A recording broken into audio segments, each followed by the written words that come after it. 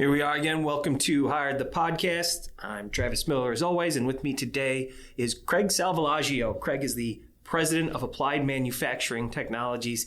Craig is such an active member in the Association for Advancing Automation, board of directors on the Robotics Tech Sector board, committee member, co-chair of the Certified Integrator Committee. Craig is a regular speaker across the industry at different conferences and industry events, speaking as an expert in emerging technologies, culture, and talent management, which is why I'm so excited to have him on the show today to hear about everything in his career that has led him to be such a tremendous leader of applied manufacturing technologies. Craig, welcome. Thank you, Travis. Pleasure to be here with you today, and look forward to our discussion. You bet. And I mentioned what you're up to now, but I didn't bring up how you got there because it's a unique story. It's an interesting journey and one you don't hear a lot about that led you from where you were to where you are today. So, and I think it's important, and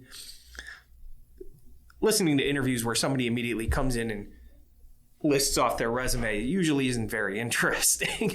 But I think to hear your story, it can be pretty inspirational for what companies can be capable of hiring when they're open-minded with where a person can go based on where they've come from. So how did you end up where you are today, Craig? Yeah, no, it's a great opportunity to explain my background. And, I had the fortunate opportunity to join a very entrepreneurial type of company where that spirit of, allowing you to grow at the pace you want to was really encouraged through the organization. And, got started with my mechanical engineering undergrad degree where there was a robotic concentration up at Lake Superior State University. And one of the professors at the school, Jim Devaprasad, was really an advocate for robotics in the industry and really, tried to tie associations and industry, back into the school. And he was, very encouraging as far as, what I should be doing and, leaving college and getting your first job. And one of the companies that was really kind of working with the school from a lab and an industry advocacy perspective was Applied Manufacturing Technologies, founded by Mike Jacobs in 1989. And, had the fortunate opportunity to join the organization at an early age, get started in the early days of robotics, where we were doing a lot of software development on vision-guided robots and allowing robots to do bin picking applications and stuff that hadn't been done before. And, through the organization, I got to, develop my technical skills, really get to know people as a part of that. And then just entrepreneuring through the organization in almost every position, from project management to sales to engineering leadership. And then, kind of midway through the career, I was led by Mike to really get involved in industry and, continue to network with different like-minded people in different industries so that we can look at what technologies would allow us to continue growing the company to who we are today. And, I started doing that, getting involved in associations such as A3, the Association for Advancing Manufacturing, and just really developed good connections and a mentor circle.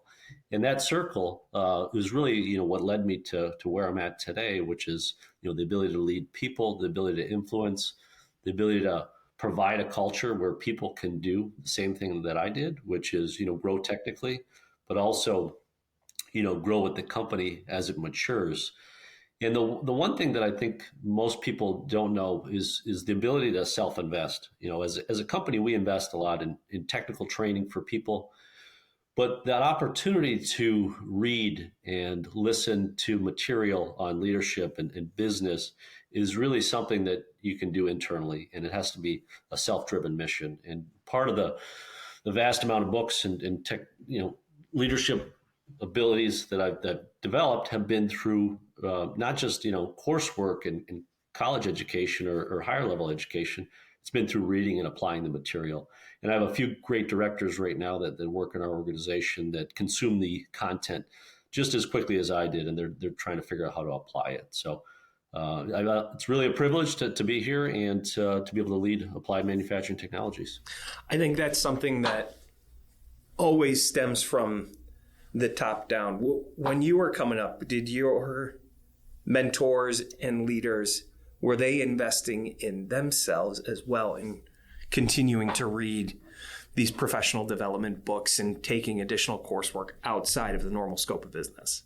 And that's exactly how it happened. I had a leader that was investing in himself, doing, Harvard education, in between trying to lead the company, and it kind of led me down that path. And the ability to, delegate to elevate yourself, which is, there's the certain level of details you need to be in every day, but then there's the ability to allow people to run the organization autonomously with a little bit of guidance. And, there's a lot of references to the military and decentralized leadership that can really apply.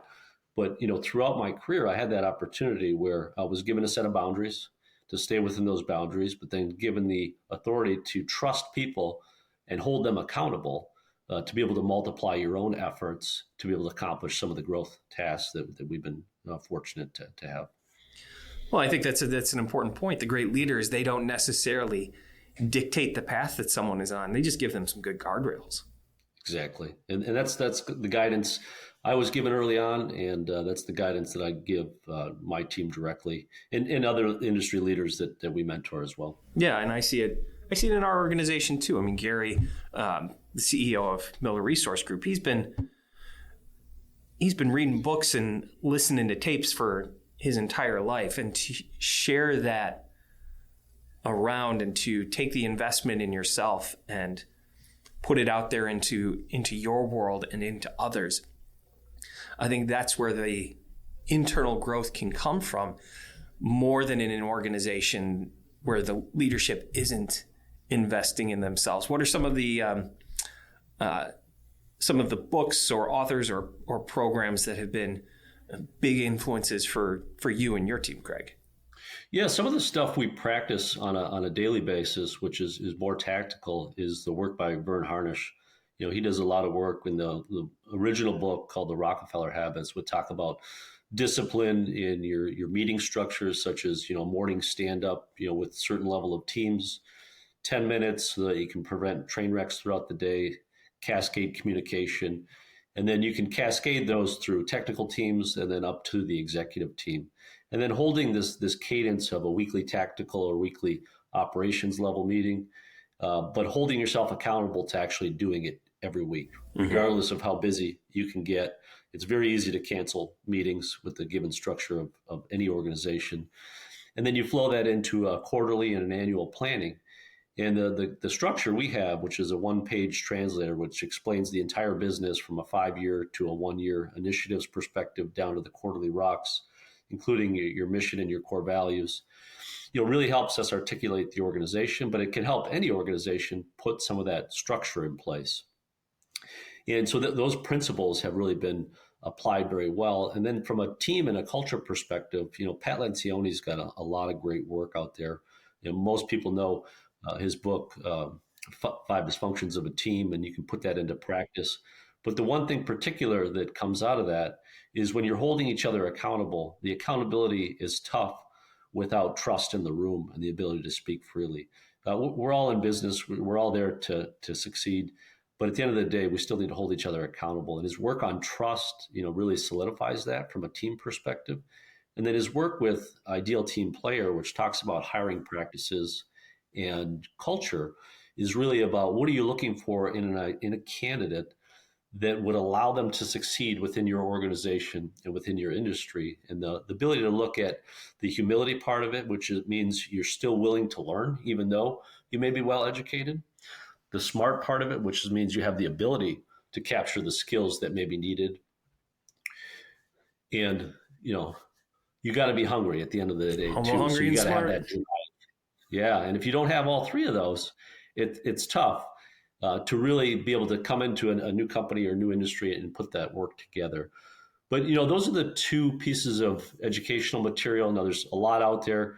There's a lot of books that reference, athletes and the military and work with teams. That it's fascinating stuff. But if I had to pick 2, those would be my top 2 to kind of talk about. No, those are great ones, especially in a team-based organization. Ideal Team Player. If somebody's not humble, hungry, and smart, it's not that they can't be successful in other types of organizations or in other career paths, but if you are building a culture around a team-based culture of individuals working together for a common goal, I think it's darn near impossible to be successful in that organization if you're not humble, hungry, and smart. Exactly. So you've been at AMT for decades. Are you an anomaly there, or is that the culture that you built? Or is the tenure at your organization significantly higher than it is in most organizations? I think there's quite a few people that have been there, over 20 years. Some of it relative to how the industry got started and how robotics and technology, really deployed over, the late 90s to early 2000s as it gained critical mass and the technology changed. But there's the value of what those individuals are doing and how they're continuing to invest in themselves, which keeps them there. Now, we've definitely had turnover, just like every organization. A lot of that due to the travel and the just requirements of the job. But I think the generation that entered 20 years ago, 25 years ago, they're there for a reason, because they enjoy the culture, they enjoy the environment that they're operating in, and they have the freedom and flexibility to practice their craft. And so I think we cherish that part of the organization, and we look to ensure that generations that are coming through that may have grew up in a different time period or with a different technology background, can really kind of see what that means, and visualize their path within not only our organization, any organization they choose to be employed by. And you hire young, right? You mentioned that you guys have an annual plan to hire at least 25 new college grads every single year. Is that right? We invest a lot in new college grads. We get them started in industry through our academy. The academy has been in practice for close to 15 years, and it's about a 10 to 12 week investment of training, very specific details in robotics, PLCs, control systems, safety infrastructure, to really get them started to what our expectations are. They can come out of a 4-year degree or at a master's degree and have been gone through programming classes or certification classes, but we want them really up to AMT's advantage and AMT's brand promise, which is the caliber of people that are able to come right out of college and then stand independently in an operating environment such as a factory where you're deploying new technology that's critical to manufacturing companies' success, and be able to do so in a professional manner. So we like to call it the AMT Academy. That's really captures the spirit, not only their technical skills, but their professional ability, and how they handle themselves in front of a client, first year out of college. And so that demands of the job too. There's quite a bit of travel in the work that we do. Mm-hmm. So we understand that coming out of a school and depending on your life situation, it could be a little bit easier to meet those travel requirements. How do you set up an organization for success when you've got 20 plus year veterans and tons of new young people coming in every single year? And I'd imagine a fair amount of people in between. It's something we talked about before we started recording, is managing to the generations. How do you create an environment where people of all ages can find motivation and can find success? Yep, that's a topic our leadership is meeting on quite regularly now.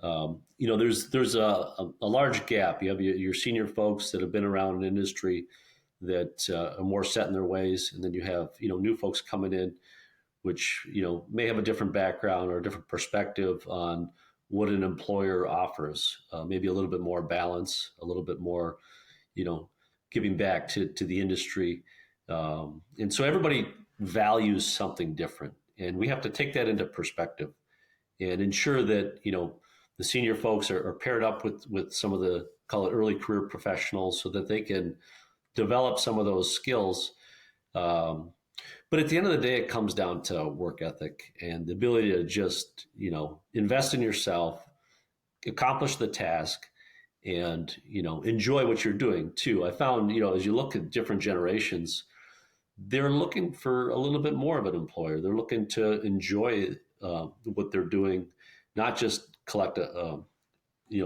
monetary compensation. They're looking to belong in some cases to a group of friends and family. Where when I was growing up, you just kind of went to work, you grinded it out, and you figured it out, and you did your thing.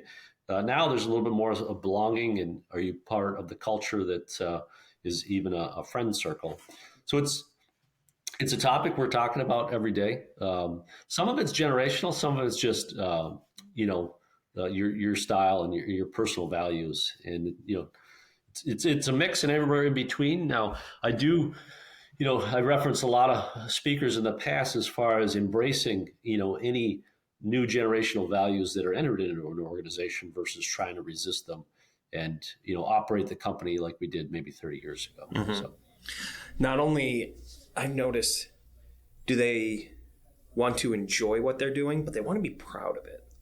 They want to believe in what they're trying to accomplish. They're part of something bigger. They're more than just their job.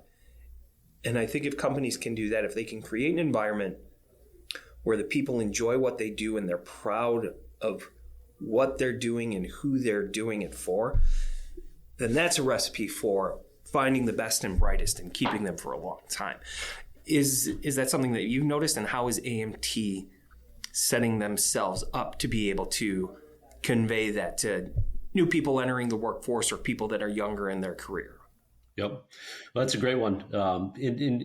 For me, I read some material by an author named Bill George. He wrote a book called True North. It talks about purpose. He was the CEO for a period of time for Medtronic, and talks about finding values and within yourself, within the organization. One of the things that really we engage people on is AMT's core values, as far as, what we believe in and, who we are. And then, but at the end of the day, a lot of the stuff we do is we embrace a lot of new technology. So leading edge technology for warehousing applications, to robotic guidance, to autonomous mobile robots. So they're referred to as AMRs in industry.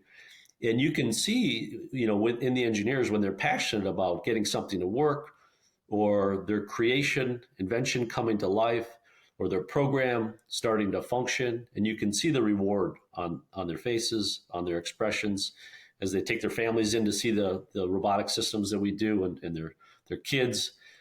And, part of what we do is some pretty tough technology applications where we're not just doing the same thing, where it's a task-based rinse and repeat type of technology. So part of AMT applying manufacturing technologies and applying leading technologies is what allows them to find their purpose in what they're doing. They're practicing their craft. We allow them to do that. We give them the right tools, but we give them some really tough problems to solve that are advancing industry.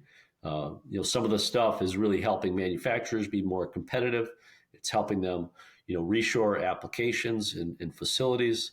It's helping, greenfield warehousing systems come back to the U.S. and come online. So there's a lot of the further we push technology is what allows those individuals to feel value and purpose in the technical tasks that they're doing.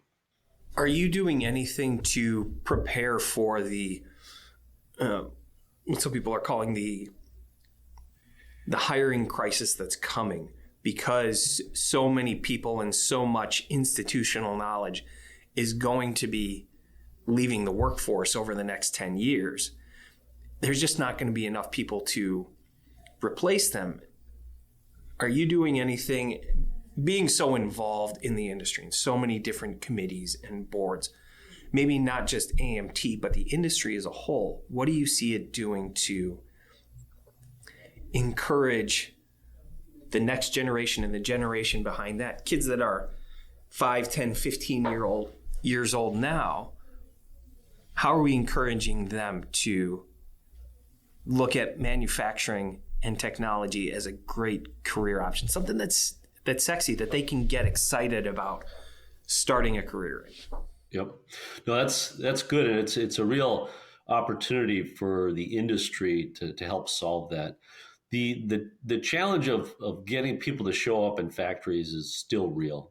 The ability for someone to get excited about a task-based job where they're picking something up all day or doing an assembly or picking boxes off of a pallet to get them into a storage system.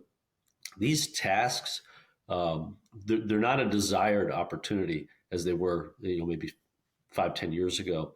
And so what that creates is the ability to ensure that automation is helping these manufacturers become more productive and operationally, profitable. Now, what it does is it creates opportunities for that operator, that individual, varying degrees of background, to upskill themselves. Mm-hmm. So as you add automation, you're giving that plant, that facility, that manufacturer the opportunity to perform better.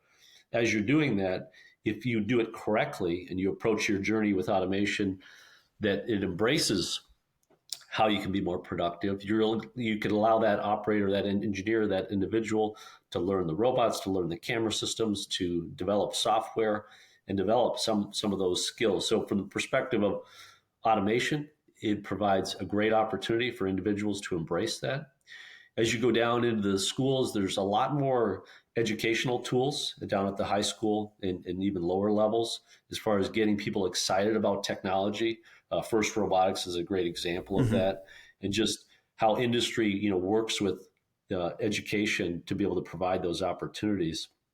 That's more on the technical engineering front, but there's still an opportunity down at the trade level where the trades from pipe fitter to welder that existed in vast amounts in the early automotive days, where there's not a lot of continual education back to those trade schools to get them excited about some of the crafts of a machinist or a carpentry.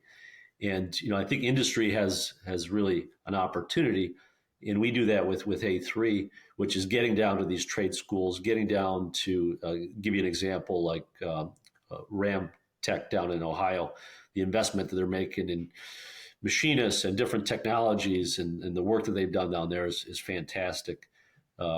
But there's an opportunity for us to get down to the trade level, get down to the students who are next generation engineers, get them excited about the technology, and then get to the factory floors where the operator that may have a varying degree of educational background, higher or lower, has the opportunity to learn these technical solutions and come home and say, wow, I just programmed a robot, I programmed a control system, and maybe that's not what I went to school for. But there is opportunity and there is certifications out there through FANUC and other educators and through A3 that would allow you to invest in yourself and create that coursework or go take that coursework at a very low cost. Do you see companies making that investment in people? Because it can be, I understand the frustration with people who have been working in a trade for years, and there's technology coming in to take over some of those task-based positions. And leaders talk about the ability to upskill. But their frustration is, I've been doing this for a long time. I have this skill. I can't afford to not go back to school and up my skills to take on these new jobs or to learn these new technologies. Do you see organizations investing in their people so that they can continue to grow while continuing to provide for themselves and their families?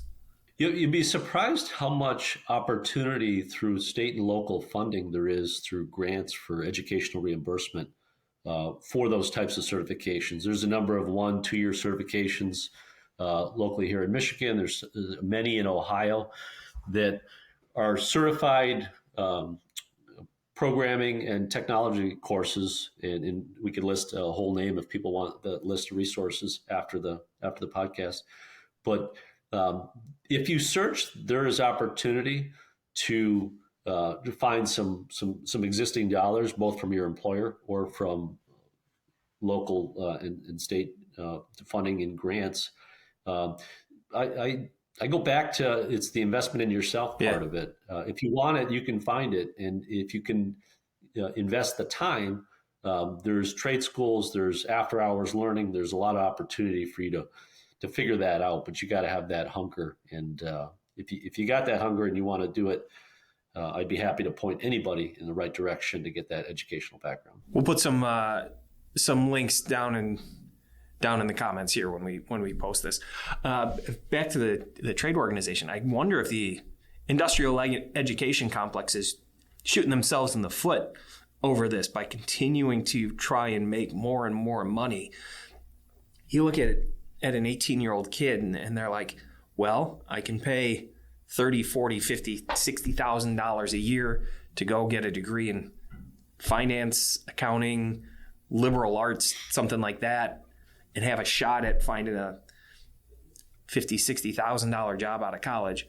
Or I can go to a trade school, join an apprenticeship program, and be making just as much money within months. And the potential for income is equally as high as it is for so many majors, so many degrees. And if organizations, I think, if we as an industry can do a better job of, back to what we were talking about earlier, jobs that people enjoy doing for companies that they can be proud of the work they're doing. If we can sell the potential for that now, learning a trade almost becomes more valuable than going and getting a traditional 4-year degree in so many different fields. I sit on an educational committee. There's about 20 different colleges ranging from 2-year to higher education. And we talk about this quite often. A lot of times each individual college is trying to do their own program and develop their own curriculum. And as A3, we're trying to develop a package that allows robots and control systems, vision systems, autonomous mobile robots, AI, and higher level software to provide them a certification process and a platform for how to develop those curriculums. But several times, members of the committee have really cited that the value in somebody with a trades background that is very hands-on and tactical, that goes through a 2-year program on robots and technology, that individual is easily making over a 6-figure salary within its first year of knowing the technology. And there's a ton of examples out there of what the value of even a 1-year program could provide in this technical space. Mm-hmm.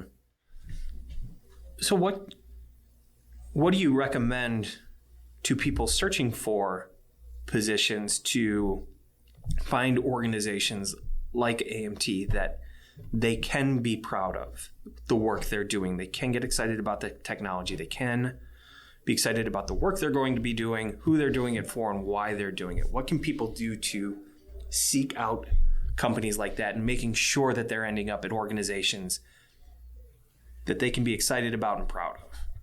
Yeah, that's it's a great opportunity to look inward and ask yourself, out of the things that you value and the things that you feel passionate about, first off, do you want to work for a large organization or do you want to work for a smaller, medium-sized organization? You got to answer that question. And some people like the higher structure and the global company operating systems and the ability to get to a very high level and what that means as far as managing large teams of people. And some people say, I want to come into an organization where I can see the result of something that I've impacted immediately. And you got to ask yourself that first. Once you've defined that, and you've defined your true north and your ability, then you get down to the technical task. What are you trying to do? Are you passionate about engineering? Are you passionate about accounting? And you look at your trade or your craft, and then you ask yourself, is that the only thing you want to do? Mm-hmm. Some people want to do one task and get really good at it, and others want to develop a multi-tier career path. So take me, for example. I was a software developer coming out of a mechanical engineering degree program. I wrote software development for tying camera systems to robots to do basically map positioning and guidance real time. I took a role in project management. I've taken a role in sales. I've done marketing. I've done finance. and I've done operational activities that even removed me from the technology. So that was kind of the path that I was desired, which is I want to get good at every aspect of how a company operates so that I could lead according to that and understand every functional area. So you got to kind of ask yourself, big company, small company, technical, do I like doing the same thing every day? There's a lot of companies out there that do repeat of the same system, the same product, whatever it is, or do I like to invent? And if you want to invent, there's a lot of aerospace companies and large companies that allow you to do that. But if you want to work on creating technical solutions where everything's somewhat new and every opportunity is going to be, a new challenge where you got to think. The other aspect of that is what pace the company's operating at. Mm-hmm. Startups, for example, you're in at the ground floor, and there's a potential that startup doesn't exist in a year or 5 years from now. But there's also the potential that if it does, you have an opportunity for a larger career path. And they're typically moving fast. They're making decisions real time, very tactical. And the speed at which an organization operates at is something you have to ask yourself. If you're walking in and the organization's growing and it's working fast, it might be a little messy on the inside because the processes or procedures don't exist. And if you're entrepreneurial, you would say, I see an opportunity, I'll jump right in and I'll fix that opportunity. If you're not, you're waiting for somebody else to do it. Maybe a small to medium-sized company that's growing isn't the right structure for you. That larger company that has business processes in place and infrastructure may be a better path. So I think as you define yourself, you got to ask yourself those types of questions. There's an exercise we do with people when we're interviewing them. It's called CLAMPS. It's an acronym. We love our acronyms. Challenge, location, advancement, money, people, and security. And you have them rank them 1 through 5, and then ask them why this was number 1. Why wasn't this number 1? And I think if people do that, they can get a pretty clear idea of what type of organization they're looking at. And, if you got a family at home that you're responsible for supporting, and security and money is number 1, that startup environment probably isn't for you. Challenge and advancement, that brand new company might be right up your alley. And I just always thought that was a good way for somebody to look inward and figure out what's really important to them so that they can go out and try and find organizations that support what's important to them. Yeah, you'll have to share that with me. CLAMPS. Challenge, location, advancement, money, people, and security. I love it. We've been doing it for years, and it's been pretty insightful in a lot of cases. So you talking about people setting up a multi-pronged career path. Where do they want to go? If someone's earlier in their career, they're thinking about developing new skills or learning new technologies, where do you see the industry going in the next 5 to 10 years that you think people should be investing in themselves now to either learn new skills or technologies? Yeah, we've been asking ourselves what technology is going to disrupt the industry. And, Clayton Christensen's got a lot of work on technology disruption, going back from Blockbuster versus Netflix and all the different elements of how companies that couldn't see the next technology that was going to completely disrupt their business, a new platform was going to be available. And, right now, what we're seeing, again, industrial automation, robots, control systems, factory automation is the space we're in. Before there was very specific learning languages to each of the motion platforms, PLCs, robots. There are companies out there right now trying to create agnostic platforms that would sit on any brand of PLC or robot to allow it to operate in a more visual work object based environment. So software is going to be critical to the future, and ease of use. So, creating things that don't need operating manuals, creating operating experiences that you can teach to a child is what's going to really be deployed at the industry level. But what we're looking at right now is the combination of compute power, vision technology, LiDAR technology, and autonomy is creating new technical advancements that is allowing different technology to be deployed at mass scale. When I talk about this, just for anybody that's not on the technical side, think about your Roomba vacuum cleaner or is your self-driving, lawnmower, the self-driving capabilities, that's all being applied to industrial automation now. Mm-hmm. And it's being tied to what they call AMRs, autonomous mobile robots, which allow you to transport goods in a factory, just like a fork truck would, but in a very safe environment, given the stability and the payload and the object that they're creating. All that technology is what's allowing that to happen. But you need to understand, motion. You need to understand electronics. You need to understand the software capabilities, and then the compute power in which it operates.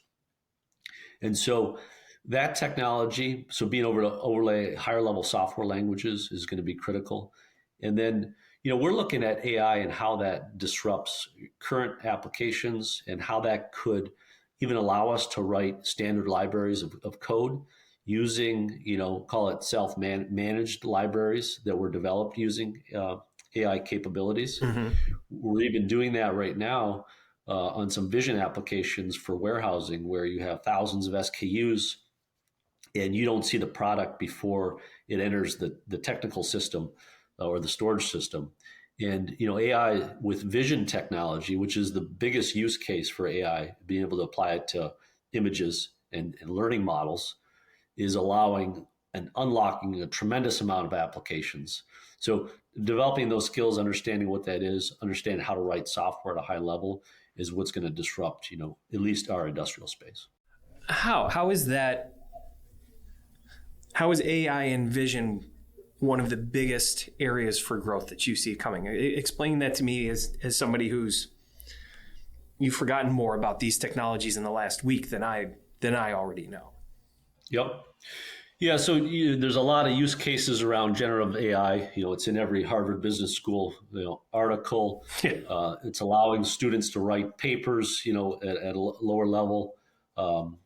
You can go on right now and ask good questions and be surprised what kind of answers you get. So there's a lot of, I would say, tasks that human resources could be applied to and such. But for the industrial space, the ability to have images to be able to train a model is what allows the AI and machine learning algorithms to be applied at a much faster level. So sight and sensing are really the two things that are allowing AI to advance at the technical level, which is where the disruption comes from.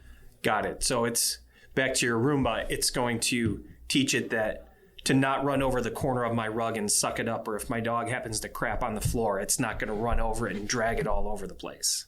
Exactly. So you got GPS, you got SLAM, you're learning as you go. So every day, just like you and I, we're trying to we're just a little bit better than we were yesterday, or a little bit stronger in the gym. And these models allow it to improve and say, I did that last time and that created a fault condition. Let's not do that again. Craig, this has been great. If somebody is interested in reaching out to you about speaking at an event or an organization, what are the topics that you cover, that you're expert on, that they would get a lot of value from hearing you talk about?